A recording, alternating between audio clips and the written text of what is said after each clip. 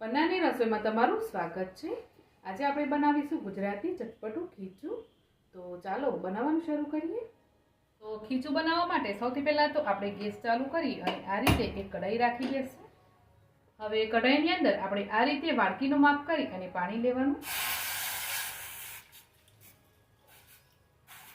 તો પાણી આપણે અહીંયા 2 થી 3 વાડકી જેટલું લેવાનું છે।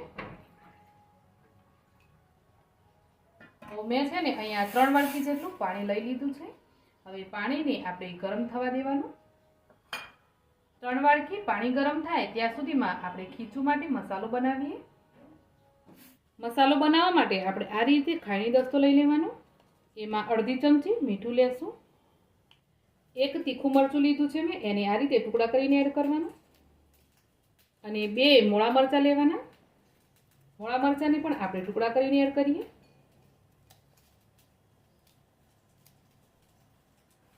અને 1 ચમચી જીરું। હવે મીઠું, જીરું અને મરચાંને આપણે બરાબર ખાંડી લેવાના।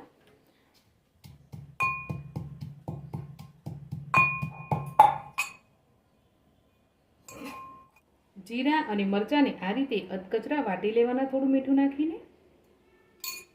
ખીચું બનાવવા આપણે મસાલો વાટ્યો ને ત્યાં સુધીમાં પાણી પણ સરસ ગરમ થઈ ગયું છે। તો હવે આપણે પાણીની અંદર મસાલા એડ કરીએ। તો પાણીમાં સૌપ્રથમ તો આપણે તેલ એડ કરીશું 2 થી 3 ચમચી જેટલું। તો તેલ અહીંયા તમારે સિંગ તેલ કે પછી તલનું તેલ હોય એ લેવાનું। જો એ ના હોય તો તમે રેગ્યુલર ઘરમાં જે વાપરો ને તેલ એ લઈ શકો, પરંતુ તમારે સરસીયું નહીં વાપરવાનું ખીચુંની અંદર। તેલ આપણે 3 ચમચી એડ કરી અને હવે આપણે જે વાટ્યો ને મસાલો, એ મસાલો આપણે આની અંદર એડ કરીશું। તો મસાલો છે એ તમારે ખીચું છે ને એ જેટલું તીખું જોઈતું હોય એ પ્રમાણે એડ કરવાનું। તો મેં અહીંયા 1.5 ચમચી જેટલું એડ કર્યું છે। મીઠું આપણે જ્યારે મસાલો વાટ્યો ત્યારે પણ એડ કર્યું છે। તો અત્યારે હું થોડું મીઠું એડ કરું છું। તો મીઠું તમારે ચેક કરી અને ટેસ્ટ પ્રમાણે એડ કરવાનું। આટલા મસાલા એડ કરી અને આપણે પાણીને બરાબર ઉકળવા દેવાનું। જ્યારે તમે લોટ એડ કરવાની તૈયારીમાં હોવ ને ત્યારે પાણી છે એ આ રીતે સરસ ઉકળવું જોઈએ। અને ત્યાર પછી જ આપણે એની અંદર એડ કરવાનું છે પાપડ ખાર। 1/4 ચમચી જેટલો હું પાપડ ખાર એડ કરું છું। અને ત્યાર પછી પાપડ ખાર એડ કર્યા પછી આપણે તરત જ થોડું કરી અને ચોખાનો લોટ એડ કરવાનો। અને આ રીતે એક હાથથી વેલણથી એને ચલાવતું રહેવાનું।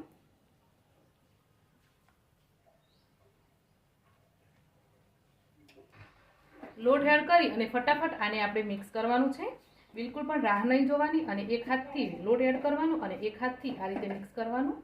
અને 3 વાડકી પાણી લીધેલું એના પ્રમાણમાં 1 વાડકી આપણે ચોખાનો લોટ લેવાનો અને આ રીતે બરાબર એને મિક્સ કરતા જઈ અને આપણે લોટને બાફવાનો છે। આ રીતે તમારે વેલણથી લોટને બરાબર ફેરવવાનો।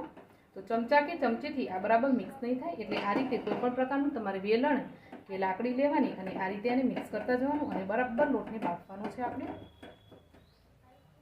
અને જ્યારે તમે લોટ એડ કરવાનું શરૂ કરો ને ત્યારે ફ્લેમ છે એ તમારે એકદમ ધીમી કરી દેવાની।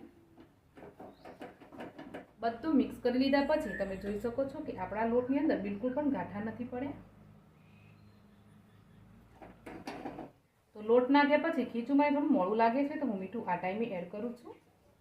તો તમારે પણ સ્વાદ ચેક કરી અને મીઠું ઉપર નીચે હોય તો એડ કરી દેવાનું। ફરીથી એકવાર મિક્સ કરી લઈએ। બધું જ બરાબર મિક્સ થઈ ગયું છે અને ખીચું છે ને એ આપણું બની ગયું છે। તેમ છતાં પણ આપણે આને 5 મિનિટ માટે બાફવાનું છે હજુ। તો ઢાંકી અને આને 5 મિનિટ માટે એકદમ સ્લો ફ્લેમ કરી અને રવા દેશું। ખીચુંને રાખી આપણને 5 થી 6 મિનિટ જેટલો ટાઈમ થઈ ગયો છે। તો હવે આપણે ખીચુંને ચેક કરી લઈએ।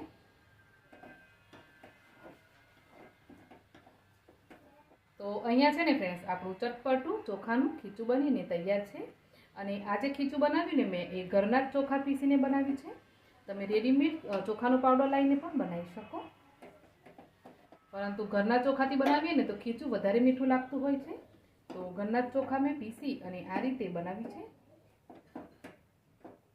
અહીંયા આપણું ગુજરાતી ચટપટું ખીચું તૈયાર છે। તો એને આપણે સર્વ કરી લઈએ। ખીચુંને સર્વ કરવા માટે આપણે એક પ્લેટ લઈ લીધી છે। એની અંદર આપણે 1 ચમચી તેલ એડ કરીશું। તો તેલને આપણે આ રીતે આખી પ્લેટની અંદર બરાબર ફેલાવી લેશું। અને હવે આપણે ખીચું રાખવાનું.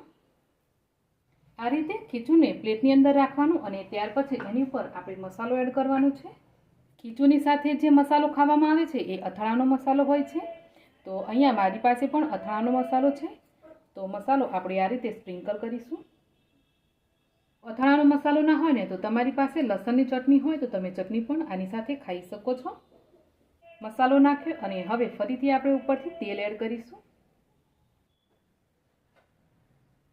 તો તૈયાર છે આપણું ચટપટું ગુજરાતી ચોખાના લોટનું ખીચું.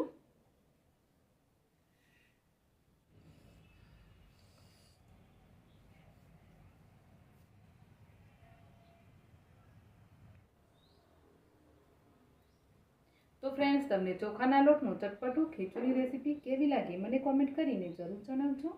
રેસીપી ગમી હોય તો ફેમિલી ફ્રેન્ડ સાથે શેર કરજો અને ચેનલ ઉપર નવા હો ચેનલને સબસ્ક્રાઈબ ના કરી હોય તો જરૂરથી સબસ્ક્રાઈબ કરજો. તો મળીશું એક આવી જ નવી રેસીપી સાથે. આવજો.